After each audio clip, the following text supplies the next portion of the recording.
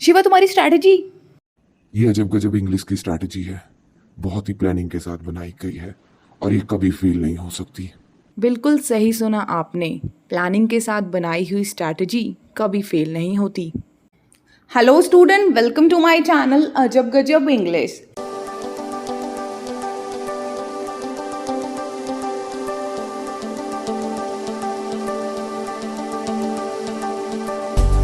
जैसा आप यहाँ पर आज मेरी स्क्रीन पर सभी देख सकते हो, मैंने लिखा है if you fail to plan you are planning to fail, और ये कहा है बेंजामिन फ्रैंकलिन ने।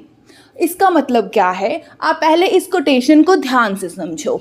इस कोटेशन का मतलब क्या होता है कि अगर आप प्लानिंग करने में फेल हो जाते हो ना, तो इसका रिजल्ट क्या होगा कि आपका जो भी प्लान है ना वो सारा फेल हो जाएगा और आप फेलियर के लिए प्लान करोगे। अब आप सोच रहे होगे कि आज मैम ये क्या हमें समझा रही हैं, तो मैं ये सिर्फ इस वजह से आपको बता रही हूँ क्योंकि आप सभी को पता है कि 2023 मार्च मंथ में आपके एग्ज़ाम शुरू होने हैं CBSE 10th बोर्ड के। और आपको पता है 10th का बोर्ड हर स्टूडेंट की लाइफ में बहुत ही ज़्यादा इम्पॉर्टेंस रखता है, क्योंकि ये हमारी ज़िंदगी का वो पहला सर्टिफिकेट होता है एजुकेशनल, जिसे हम अपने रिज्यूमे में, CV में, फाइल में अपडेट करते हैं। तो हर इंसान, जो भी एक स्टूडेंट है जिसकी भी लाइफ में ये फेज चल रहा है, चाहे वो स्टूडेंट हो या फिर पेरेंट्स हो, हर कोई यही चाहता है कि हमारे बच्चों के बहुत ही अच्छे मार्क्स आए 10th के बोर्ड के फाइनल एग्जाम्स में। और आपको पता है कोई बच्चे जो साइंस में अच्छे होते हैं, जो मैथ्स में अच्छे होते हैं, उनके साइंस में 100 आउट ऑफ 100 आ जाते हैं, मैथ्स में 100 आउट ऑफ 100 आ जाते हैं, लेकिन उनकी परसेंटेज अच्छी नहीं आती है। कभी आप लोगों ने सोचा है कि ऐसा क्यों होता है? ऐसा इसलिए होता है क्योंकि वो साइंस, मैथ्स, सोशल साइंस, इन पे तो पूरा फोकस करते हैं, लेकिन जो अपनी लैंग्वेज है, चाहे वो हिंदी है, इंग्लिश है या कोई भी रीजनल लैंग्वेज है, उस पर ज़्यादा फोकस नहीं कर पाते हैं। तो आपको पता है कि अगर आप अपनी परसेंटेज को इंक्रीज करना चाहते हो, अपनी कम्युनिकेशन स्किल्स को इम्प्रूव करना चाहते हो, तो उसके लिए सबसे ज़्यादा ज़रूरी क्या है? लैंग्वेज। तो आज की वीडियो है उसी चीज़ के लिए। हमेशा याद रखिएगा, हम अजब गजब इंग्लिश की टीम आपके साथ हमेशा रहेगी, सिर्फ और सिर्फ इसलिए ताकि आप सक्सेसफुल हो जाओ। और आपकी सक्सेस स्टोरी में हम भी एक पार्ट बनना चाहते हैं, और इसीलिए अजब गजब की टीम आपके लिए लेकर आई है एक स्ट्रैटेजी, जिसको अगर आप फॉलो करोगे तो आपके 90% से ऊपर मार्क्स, 110% है कि CBSE बोर्ड 2023 में आपके इंग्लिश में 90+ परसेंटेज 110% आ जाएंगे, क्योंकि हमने प्लानिंग की है आपके लिए। हम आपके लिए एक प्रॉपर पाथवे बनाकर लाए हैं, जिसे अगर आप फॉलो करोगे तो कोई भी आपको नहीं रोक सकता है आपके परसेंटेज को इम्प्रूव करने के लिए और आपके 100 मार्क्स। कई बार ऐसा होता है कि इंग्लिश में भी 100 मार्क्स आते हैं। मेरे पिछले ईयर जो 2022 का रिजल्ट आया है, 2021 और 22 का जो सेशन था, उसमें मेरे बच्चे थे जिनके 100 में से 100 भी आए हैं इंग्लिश में।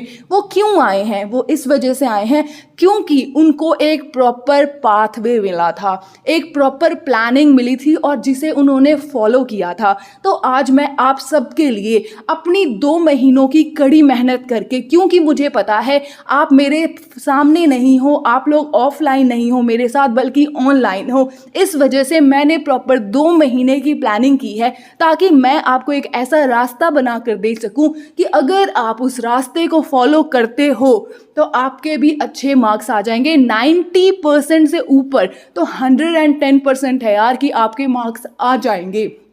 तो हमेशा याद रखना कि जब भी हम कोई चीज़ प्लान करते हैं ना, तो प्लानिंग के 2 चीज़ें होती हैं। सबसे पहले तो ये होता है कि हमारा टारगेट क्या है, हम अचीव क्या करना चाहते हैं। उसके बाद उससे रिलेटेड जो भी चीज़ें होती हैं ना, पहले हम उसके बारे में नॉलेज इकट्ठा करते हैं, उसके बाद ही प्लानिंग होती है। अब देखो, हम लोग बात कर रहे हैं 10th क्लास के CBSE बोर्ड एग्जाम के। तो ऑब्वियस ही बात है, अगर हम बात कर रहे हैं सब्जेक्ट इंग्लिश का, तो इसका मतलब क्या है कि सबसे पहले हमें सिलेबस को अच्छे तरह से समझना होगा कि सिलेबस है क्या। जब हमें ये पता लग जाएगा कि सिलेबस क्या है, ब्लूप्रिंट क्या है, किस तरीके से क्वेश्चन आएंगे, कितने कितने मार्क्स के आएंगे, उसके बाद ही तो हम प्लान कर पाएंगे ना कि किस तरीके से हम अपनी रिवीजन को करें, किस तरीके से हम अपना सिलेबस कवर करें। और हमारा जो ये टारगेट है, हम आपको 90+% दिलाएंगे इंग्लिश में, और वो भी सिर्फ और सिर्फ 90 दिनों में। अगर आप 90 डेज तक हमारे साथ जुड़ के रहते हो, हमारे चैनल के साथ जुड़ के रहते हो, तो आपके 110% श्योरिटी है कि 90+% तो 110% आ जाएंगे इन क्लास 10 CBSE 2023। तो चलिए सबसे पहले हम डिस्कस कर लेते हैं सिलेबस को। पहला पार्ट जो है आपका सेक्शन ए में आपके पास आएंगे अनसीन पैसेज। वो पैसेज जो आपने पहले नहीं पढ़ा होगा। 2 तरह के अनसीन पैसेज आएंगे। जो पहला अनसीन पैसेज होगा वो डिस्कर्सिव पैराग्राफ का होगा, जो 400 से 450 वर्ड्स का होगा, और उसकी मार्किंग स्कीम कितनी है, 10 मार्क्स। आई बात समझ में। दूसरा जो अनसीन पैसेज होगा वो केस बेस्ड होगा। मतलब क्या कि आपको कुछ डाटा दिया जाएगा, किसी सर्वे का डाटा होगा, और उस डाटा के बेस पे आपसे क्वेश्चन पूछा जाएगा। और यहाँ पर गौर करने वाली बात ये है कि मल्टीपल चॉइस क्वेश्चन आएंगे। मतलब क्या कि जो अनसीन पैसेज है ना, ये आपके 20 नंबर का 10 और 10, ये सारे जो हैं वो अनसीन पैसेज में मल्टीपल चॉइस क्वेश्चन आएंगे, ना कि आपने क्वेश्चन का आंसर लिखना होगा। एक क्वेश्चन होगा, 4 ऑप्शन होंगे, और आपने उनमें से सही आंसर ढूंढने होंगे। आई बात समझ में या नहीं आई? अब ध्यान से समझो, सेक्शन बी आ जाता है, और वो है क्या, हमारा राइटिंग स्किल। राइटिंग स्किल भी है आपका 10 नंबर का, और जो फर्दर डिवाइड होता है 5 और 5 में से। यहाँ पर एक चीज़ ध्यान से समझना, सबसे पहले है फॉर्मल लेटर। फॉर्मल लेटर आपने लिखना है, ठीक है। 2 फॉर्मल लेटर आपके पेपर में पूछे जाएंगे, और दोनों में से एक करना होगा। मतलब क्या, यहाँ पे ऑप्शन होगी, और का ऑप्शन होगा, चॉइस होगी आपके सामने। अब आपको पता है फॉर्मल लेटर में लेटर टू एडिटर आ जाएंगे, कंप्लेन लेटर आ जाएगा, ऑर्डर प्लेसिंग का लेटर आ जाएगा, इंक्वायरी का लेटर आ जाएगा, ठीक है ना। इस तरीके के लेटर्स आ जाएंगे। तो अगर हम 4 लेटर की बात यहाँ पे कर रहे हैं, तो 4 में से 2 लेटर तो 110% है ना बच्चा पार्टी, कि वो आपके एग्जाम में, फाइनल एग्जाम में आपको ज़रूर दिखेगा। और उन दोनों में से एक आपने करना होगा, और उसके लिए आपको मिलेंगे कितने नंबर, 5 नंबर।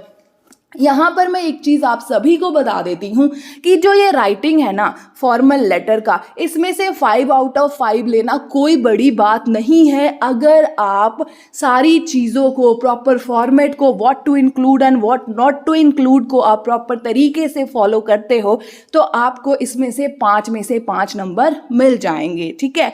फिर जो दूसरा क्वेश्चन आएगा आपका इस सेक्शन में, वो होगा एनालिटिकल पैराग्राफ का। एनालिटिकल पैराग्राफ वो भी आपने 100 to 120 वर्ड्स में लिखना है। आपके सामने कोई डाटा दिया जाएगा, कोई ग्राफ आ जाएगा, कोई चार्ट होगा, ठीक है। उसको आपने डीपली स्टडी करना है, और उसको देखकर आपने एक पैराग्राफ लिखना है। इसमें भी 2 होंगे, मतलब क्या, यहाँ पर भी चॉइस होगी, 2 ऑप्शंस होंगे, एक को आपने एनालाइज करके उसे लिखना है, and you will get 5 marks. I hope कि आपको राइटिंग सेक्शन भी जो है वो अच्छे से समझ में आ गया होगा, ब्लूप्रिंट भी क्लियर होगा, किस तरीके से पेपर आएगा, क्या आएगा, सब कुछ अच्छे से क्लियर हो गया होगा। फिर आ जाता है आपका ग्रामर पोर्शन। ग्रामर पोर्शन जो है वो है आपका 10 मार्क्स का। ग्रामर में देखो कौन कौन से टॉपिक जो हैं हमें कवर करने हैं। तो सबसे पहले हम कवर करेंगे टेंस को, मॉडल्स को, सब्जेक्ट वर्ब एग्रीमेंट को, डिटर्मिनर्स को और रिपोर्टेड स्पीच को।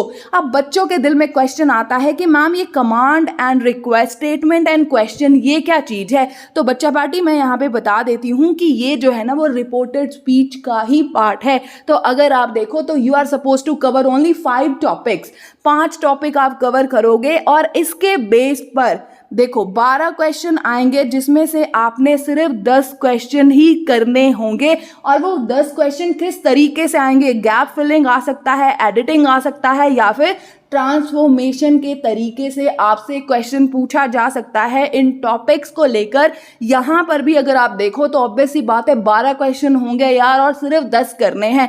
मतलब क्या है, अगर आप थोड़ा सा दिमाग यूज करके हर टॉपिक को डीपली कवर करके जाओगे तो ऑब्वियस सी बात है ना, आपके अच्छे नंबर जो हैं 110% आएंगे ही आएंगे। नेक्स्ट जो है आपका सेक्शन सी है और जो क्या है आपका लिटरेचर। लिटरेचर जो है वो 40 नंबर का है, बहुत मैटर करता है। एक नंबर से लोग फेल हो जाते हैं, ये तो 40 मार्क्स का है, तो ये तो बहुत ज़्यादा मैटर करता है। तो सबसे पहले जो लिटरेचर में क्वेश्चन आएगा वो आएगा रेफरेंस टू द कॉन्टेक्स्ट के बेस पे। उसमें क्या होगा, देखो, दो किसी भी ड्रामा में से किसी भी प्रोज, मतलब क्या कि चाहे फर्स्ट फ्लाइट बुक है या फुटप्रिंट विदाउट फीट वाली बुक है, इन दोनों बुक में से कोई भी सीन पैसेज आएगा। सीन पैसेज का मतलब क्या है बच्चा पार्टी, कि कोई भी चैप्टर है ना उसमें से कोई पैराग्राफ उठा के आपके सामने दे दिया जाएगा और उसके बेस पे क्वेश्चन पूछे जाएंगे। और ये भी क्वेश्चन किस तरीके के होंगे, मल्टीपल चॉइस क्वेश्चन होंगे और दो में से आपने एक करना होगा। मतलब क्या, फर्स्ट फ्लाइट और जो आपका फुटप्रिंट विदाउट फीट वाला जो बुक है, इन दोनों बुक में से आपको 2 एक्सट्रैक्ट आएंगे जिसमें से आपने एक करना होगा और मल्टीपल चॉइस क्वेश्चन होंगे। और कितने मार्क्स का हुआ वो, 5 मार्क्स का, ठीक है। फिर आ जाता है पोएट्री। पोएट्री में से भी किसी भी पोएट्री में से आपसे क्वेश्चन पूछा जाएगा, एक्सट्रैक्ट दे दिए जाएंगे, उसके बेस पे क्वेश्चन होंगे, मल्टीपल चॉइस क्वेश्चन के होंगे। 2 एक्सट्रैक्ट में से आपने एक करना होगा और आपको कितने नंबर मिलेंगे, 5 नंबर मिलेंगे। एंड इस तरीके से 10 नंबर तो ये हो गए। मतलब क्या हो गया बच्चा पार्टी, कि 10 नंबर जो है वो मल्टीपल चॉइस क्वेश्चन के होंगे और किस फॉर्म में होंगे, reference to the context. Reference to the context, जो सीन पैसेज और सीन पोएट्री है उसके बेस पे आपसे क्वेश्चन पूछा जाएगा and you are able to answer. अगर आप मेरी स्ट्रैटेजीज को फॉलो कर, हमारे दिए गए पाथ को फॉलो करते हो तो आई विल अश्योर यू आपके 0.25 मार्क्स भी नहीं कटेंगे। आई होप कि आपको ये समझ में आ रहा होगा कि क्या हमारा ब्लूप्रिंट है और क्या सिलेबस है। अब देखो आगे समझना शॉर्ट एंड लॉन्ग क्वेश्चन, कि शॉर्ट क्वेश्चन कैसा होगा, लॉन्ग क्वेश्चन कैसा होगा। तो 5 क्वेश्चन आपसे पूछे जाएंगे फर्स्ट फ्लाइट बुक से, जिसमें से आपने सिर्फ 4 को करना होगा, 40 to 50 वर्ड्स का लिखना होगा। और इसको अगर आप 4x3 मतलब एक क्वेश्चन जो है वो 3 नंबर का होगा तो 4 क्वेश्चन है, मतलब क्या हो गया, 12 मार्क्स के ये आ जाएंगे फर्स्ट फ्लाइट बुक से शॉर्ट क्वेश्चन। आई बात समझ में। फिर आ जाता है क्या, आपसे 3 क्वेश्चन पूछा जाएगा, कहां से, फुटप्रिंट विदाउट फीट, ठीक है। 3 क्वेश्चन पूछा जाएगा फुटप्रिंट विदाउट फीट वाले बुक से पूछा जाएगा और उसमें से आपने 2 करना होगा और उसका नंबर क्या है, 3 दूना 6, मतलब क्या, 6 मार्क्स। जो एक क्वेश्चन होगा उसका नंबर कितना होगा, 3 मार्क्स। आई होप कि आपको शॉर्ट क्वेश्चन समझ में आ गए होंगे। 4 शॉर्ट क्वेश्चन करने हैं आपने फर्स्ट फ्लाइट बुक से और 2 शॉर्ट क्वेश्चन करना है आपने कहाँ से, फुटप्रिंट विदाउट फीट वाले बुक से, and you will get the good marks. But must remember here one thing, कि ये जो है आपने हमेशा याद रखना 40 से 50 वर्ड में लिखना है। इसका मतलब क्या है, आपने कुछ भी फालतू एक्स्ट्रा नहीं लिखना है, आपने वही चीज़ लिखना है जो क्वेश्चन की डिमांड होगी।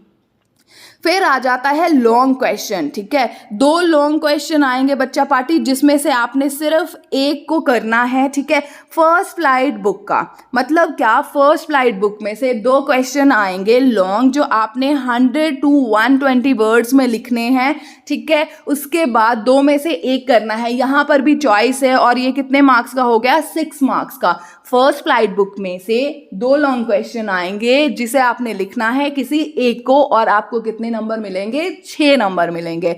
और उसी तरीके से फुटप्रिंट विदाउट फीट बुक से 2 क्वेश्चन आएंगे लॉन्ग, जिसमें से आपने सिर्फ एक को करना होगा और आपको कितने नंबर मिलेंगे, 6 मार्क्स मिलेंगे। आई होप कि आपको पैटर्न जो है कि किस तरीके से ये पेपर आएगा वो अच्छे से क्लियर हो गया होगा। अब यहाँ पर ध्यान से समझ लो, जो हमारी फर्स्ट फ्लाइट बुक है, ठीक है, उसके जितने भी हमारे प्रोज हैं, ठीक है, और जितनी भी पोएट्री है यहाँ पे मैंने लिस्टिंग कर दी है। अगर आप इस तरफ देखोगे ध्यान से तो यहाँ पर आप देख सकते हो कि टोटल 9 चैप्टर जो हैं, ठीक है, 9 प्रोज जो हैं from the book First Flight we are suppose to cover. यहाँ पर मैं बता देती हूँ, जो 100 ड्रेसेस 1 एंड 100 ड्रेसेस 2 है वो एलिमिनेट कर दिया गया है। तो ये रहा आपका full flash syllabus of pros first flight book, ठीक है। और यहाँ पे देखो 2 स्टोरीज ऑफ फ्लाइंग, ये स्प्लिट होते हैं 2 पार्ट में होते हैं ना, एक तो है ब्लैक एरोप्लेन और दूसरा है हिज फर्स्ट फ्लाइट, जो सिगुल, जो बर्ड वाली स्टोरी है। तो ये 2 पार्ट में जो है स्प्लिट होते हैं। And glimpses of India, glimpses of India आपको पता है 3 पार्ट में स्प्लिट होता है। अ बेकर फ्रॉम गोवा, ठीक है, then Coorg is there and then tea from Assam is also there. तो यहाँ पर आपको पता लग गया कि फर्स्ट फ्लाइट बुक का क्या सिलेबस है प्रोज का। फिर आ जाते हैं हम पोएट्री की तरफ। तो पोएट्री की तरफ अगर आप यहाँ से ध्यान से देख सकते हो तो we are suppose to cover 10 poems. हमने 10 पोएम्स को कवर करने हैं बहुत ही अच्छी तरीके से, तभी जाके हमारा फर्स्ट फ्लाइट बुक जो है वो तैयार हो जाएगा, included with prose and poetry. फिर आ जाता है आपका फुटप्रिंट विदाउट फीट। ये वाला जो बुक है इसमें हमने टोटल 9 चैप्टर जो हैं उसे कवर करना है। ये आपके सामने लिस्ट है। आई होप कि आपको सिलेबस अच्छे से समझ में आ गया होगा। अब आपके दिल में क्वेश्चन आ रहा होगा कि मैम सिलेबस तो अब आपने हमें समझा दिया, तो ये भी बताइए ना कि इसे हम कैसे कवर भी करेंगे, साथ के साथ रिवाइज भी करेंगे, और वो भी 90 डेज में, हाउ। तो उससे पहले मैं आपको एक चीज़ दिखाती हूँ, देखो, जिसे हम कहते हैं स्ट्रैटेजी। मतलब क्या, एक पाथवे मैंने आपके लिए तैयार किया है। अब इस चीज़ को थोड़ी बहुत मैथमेटिकल कैलकुलेशन भी करी है मैंने यहाँ पर, इसे आप ध्यान से समझ जाना, आपको पता लग जाएगा कि हमने क्या प्लानिंग करी है आपके लिए। क्योंकि आपको पता है अगर हमारी प्लानिंग स्ट्रॉन्ग है तभी हमें सक्सेस मिल सकती है। अगर हम फेल हो गए प्लानिंग में तो हम सक्सेस क्या, हमें पता है कि हमें फेलियर ही मिलना है। इस वजह से पूरे 2 महीने का टाइम लेकर मैंने ये प्लानिंग करी है आप सभी के लिए। ध्यान से समझना, we have plan for 3 month, ठीक है, नवंबर, दिसंबर एंड जनवरी। अब देखो, नवंबर में टोटल है आपके पास 30 दिन, 30 days are there in the month of November.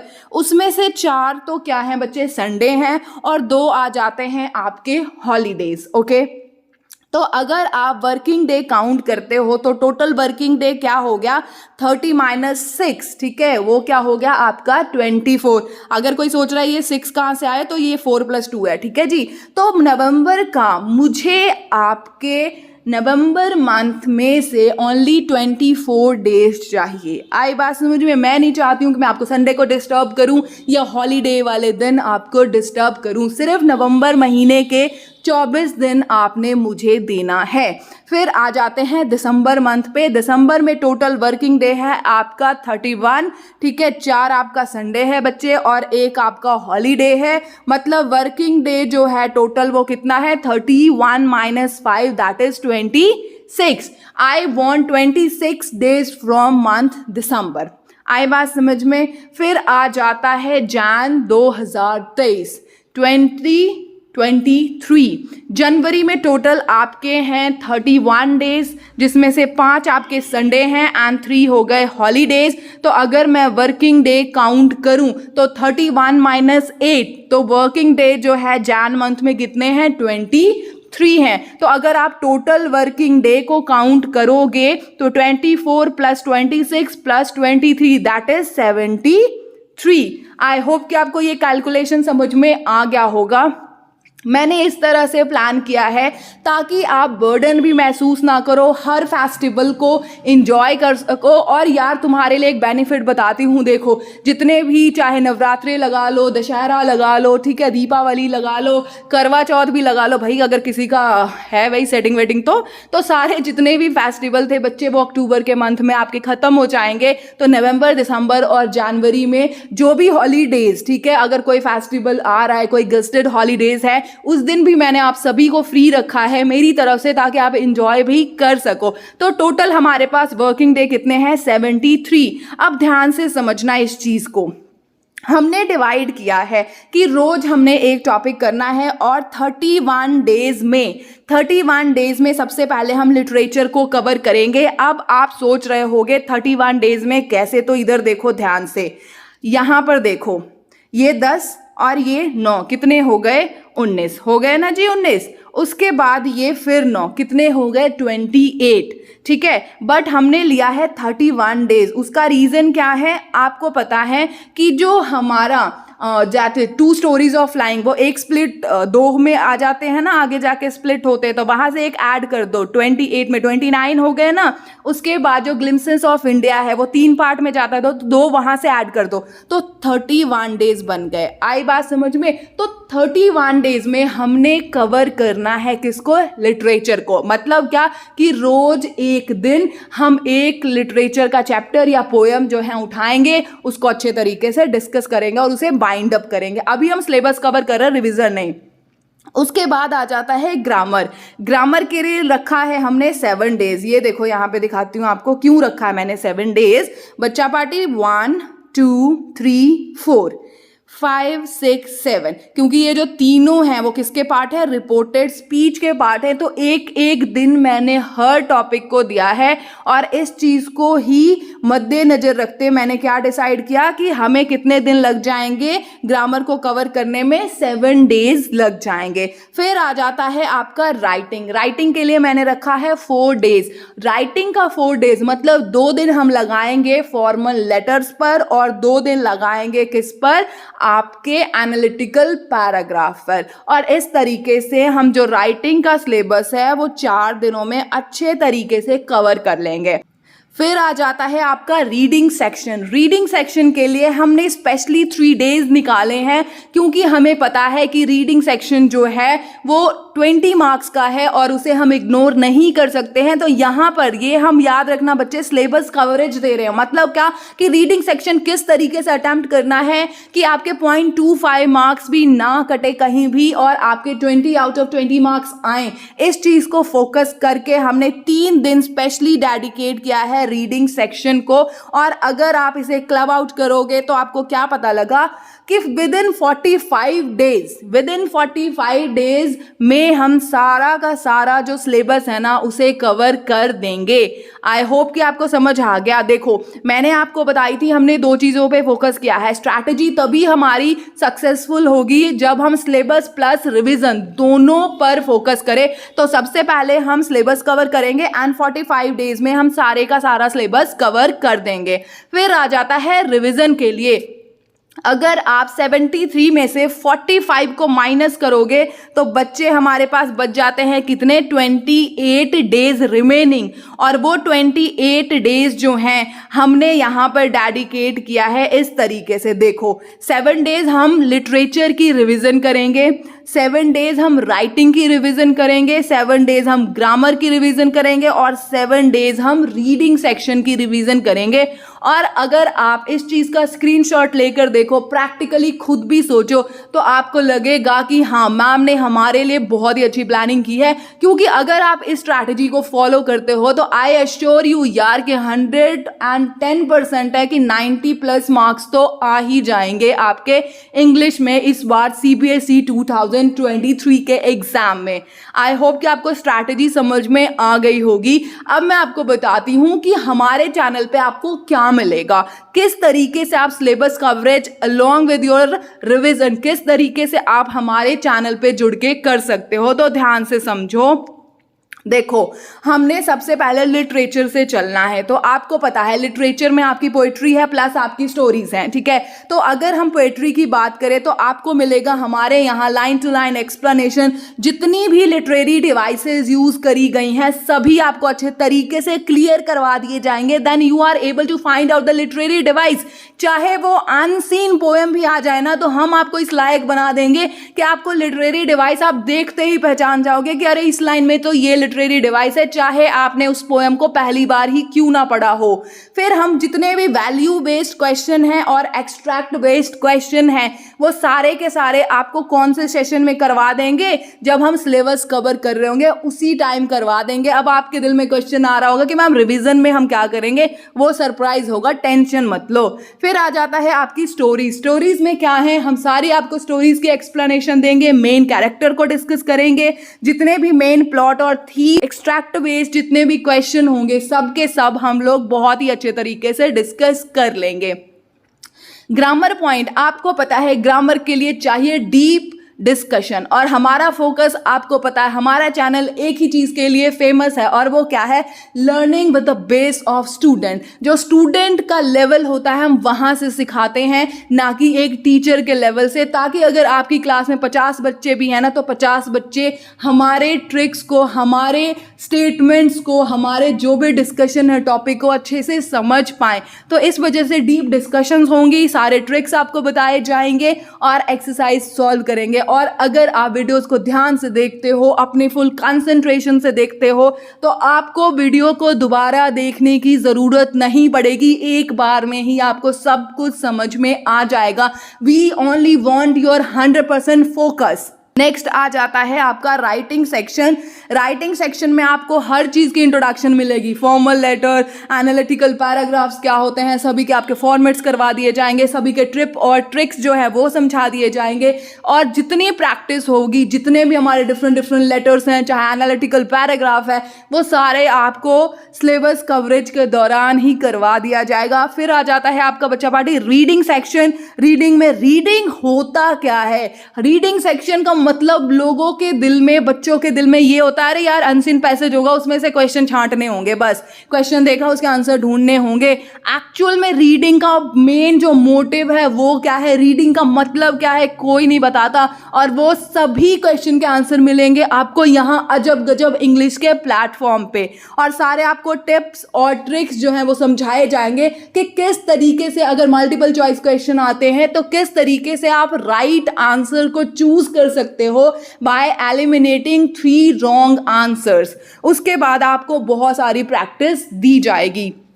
I hope कि आपको सिलेबस में हम लोग क्या करेंगे, अजब गजब की टीम आपको क्या प्रोवाइड करेगी, आपको अच्छे से क्लियर हो गया होगा। अब ये देखो, ध्यान से देखना, यहाँ पे मैंने आपके लिए शेड्यूल भी तैयार कर दिया है कि आपने नवंबर, दिसंबर और जनवरी इन 3 महीनों में आपका शेड्यूल क्या होगा। तो ध्यान से देखो, नवंबर मंथ जो है वो स्टार्ट हो रहा है ट्यूसडे से, नवंबर मंथ जो है वो स्टार्ट हो रहा है ट्यूसडे से, और ट्यूसडे को सबसे पहले हम डिस्कस करेंगे डस्ट ऑफ स्नो, ठीक है। उसके बाद है वेंसडे को fire and ice, then tiger in the zoo, then how to tell wild animals, then wall poem, Saturday finish, Sunday को एक दिन का हॉलीडेज, फिर 7th को हम करेंगे अमांडा पोएम, फिर 8th की है आपको हॉलीडे। और इस तरीके से नवंबर मंथ में हम पोएट्री जो है वो अच्छी तरीके से ख़त्म कर चुके होंगे। और यहाँ पर अगर आप देखो तो हम क्या बोलते हैं, यहाँ पे अभी दिखाती हूँ, देखो यस 14 नवंबर से 14 नवंबर जो चिल्ड्रन डे है वहाँ से हम अपने जो आपके ये हैं फर्स्ट फ्लाइट बुक के प्रोज हैं वहाँ पर चल चुके होंगे और उसे डिस्कस करना शुरू कर चुके होंगे, ठीक है। और 28 नवंबर को हमारे सारे के सारे जितने भी प्रोज हैं ना फर्स्ट फ्लाइट बुक के वो सारे कवर हो चुके होंगे। और 29 नवंबर से हम फुटप्रिंट विदाउट फीट बुक की तरफ चल पड़ेंगे। अब देखो ये रहा आपका दिसंबर का शेड्यूल। अगर आप यहाँ पर देखो तो अगर मैं आपको दिखाऊं, ये देखो यहाँ तक आपके जितना भी लिटरेचर है वो सबका सब सिलेबस कवर हो चुका है। फिर हम ग्रामर पे चले, देखो टेंस है, फिर मॉडल है, फिर subject verb agreement reported speech के 3 पार्ट हो गए, फिर डिटर्मिनर। और सीधी सी बात है 9th दिसंबर से लेकर 16 दिसंबर के बीच में एक संडे भी है भाई 11 दिसंबर का, और इतने दिनों में हम सारी की सारी ग्रामर का सिलेबस कवर कर चुके होंगे। और इस तरीके से अगर आप देखो, फिर हम यहाँ से 17 दिसंबर से स्टार्ट कर रहे हैं लेटर्स को, तो 2 दिन में हमने लेटर करा, उसके बाद 2 दिन में हमने एनालिटिकल पैराग्राफ किया, और 3 दिन जो है हमने किसके लिए लगाए हैं बच्चे, रीडिंग सेक्शन के लिए लगाए हैं। 24 दिसंबर, ठीक है, 24 दिसंबर बिफोर क्रिसमस आपका सिलेबस जो होगा वो बाइंड अप हो जाएगा हमारे प्लेटफॉर्म अजब गजब इंग्लिश के, ठीक है जी। उसके बाद अगर आप यहाँ पे देखो तो 26 दिसंबर से हमने रिवीजन स्टार्ट कर दी है। अगर आप चाहो तो इसका स्क्रीनशॉट भी लेके रखना, ताकि आपको पता लग जाए कि कौन से दिन कौन से टॉपिक को मैम कवर करवा रही हैं। फिर आ जाता है जनवरी मंथ। ये जनवरी मंथ आपका पूरा का पूरा जाएगा रिवीजन के लिए। रिवीजन में जितना कुछ किया जाएगा, जो भी टॉपिक है, एक भी टॉपिक को स्किप नहीं किया जाएगा। और यहाँ पर देखो 31 जनवरी को हमारा रिवीजन भी 110% फिनिश हो चुका होगा, और 31 जनवरी को 2023 को हम लोग रेडी हो चुके होंगे फाइनल एग्जाम्स के लिए। तो I want only 73 days from your life. And अगर आपको ये लग रहा है कि भाई 73 दिन मैं इनको कैसे दे दूं, तो पूरा दिन 24 घंटे नहीं चाहिए बच्चे, सिर्फ maximum 2 hours per day for 73 days, और इससे आपका सिलेबस प्लस रिवीजन दोनों ही कवर हो जाएगा। और यहाँ पे एक चीज़ और बता देती हूँ, एक स्पेशल प्रोग्राम भी है इन द मंथ ऑफ जनवरी 2023। आप सभी के लिए सरप्राइज होगा हमारे तरफ से, इसके लिए आपको थोड़ा सा वेट करना होगा। इन सभी का आप स्क्रीनशॉट ले लो। ये नवंबर का शेड्यूल है, इसका स्क्रीनशॉट ले लो। ये दिसंबर का शेड्यूल है, और ये रहा आपका जनवरी का शेड्यूल। हमने बहुत अच्छी प्लानिंग करी है ताकि आपको अपना बेस्ट दे सके। आपकी जो सक्सेस स्टोरी है हम भी उसका हिस्सा बन सके।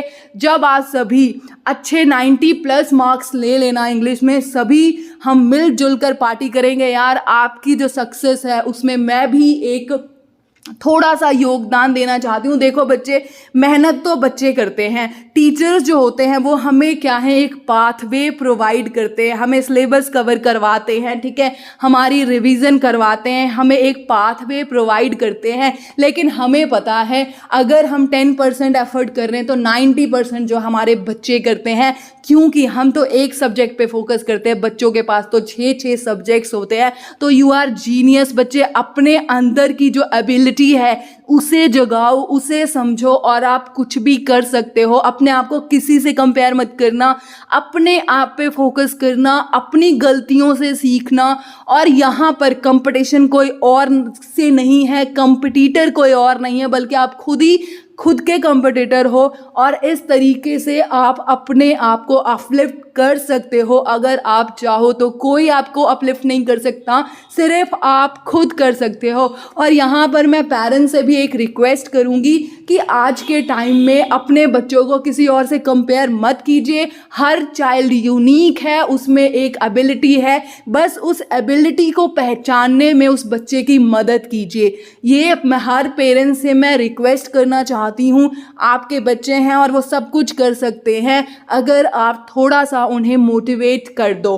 बट एक चीज़ और है जो मैं यहाँ पर सभी बच्चों को कहना चाहती हूँ। देखो बेटा बच्चे, आपको पता है कि आपके फाइनल एग्ज़ाम्स में ज़्यादा दिन नहीं रह गए हैं, थोड़ा टाइम रह गया है। अपने हेल्थ पे ज़रूर ध्यान देना, प्रॉपर फूड लेना, ठीक है, स्टडीज़ को प्रॉपर टाइम देना, ज़्यादा आउटिंग्स वगैरह अवॉइड करना। उसका रीज़न ये है, कई बार ऐसा होता है बेटा, अगर हमारे एक फिंगर में भी चोट लग जाती है ना, तो we are not able to perform good in the exam.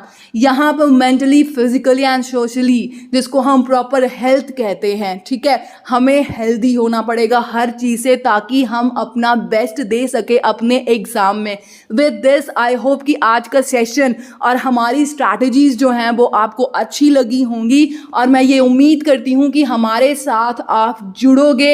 1 नवंबर से लेके 31 जनवरी 2023 आप हमारे साथ जुड़ के रहोगे। और एक सक्सेस आप हासिल करोगे अपनी मेहनत से, और हम आपको पूरी तरह से सपोर्ट करेंगे। अगर आपको लगे कि यहाँ पर आकर आपका टाइम वेस्ट नहीं हुआ, हमारे चैनल पर आकर आपको सीखते हो, आपका फ़ायदा होता है, तो मेरे चैनल को लाइक, शेयर और सब्सक्राइब जरूर करना। ये स्ट्रैटेजीज़ हर बच्चों में फैला दो ताकि उनके सक्सेस में अजब गजब इंग्लिश भी एक पार्ट बन सके। Thank you so much with this. Keep smiling, be happy, respect your family, respect your society, respect everyone, respect yourself and love yourself. Thank you so much.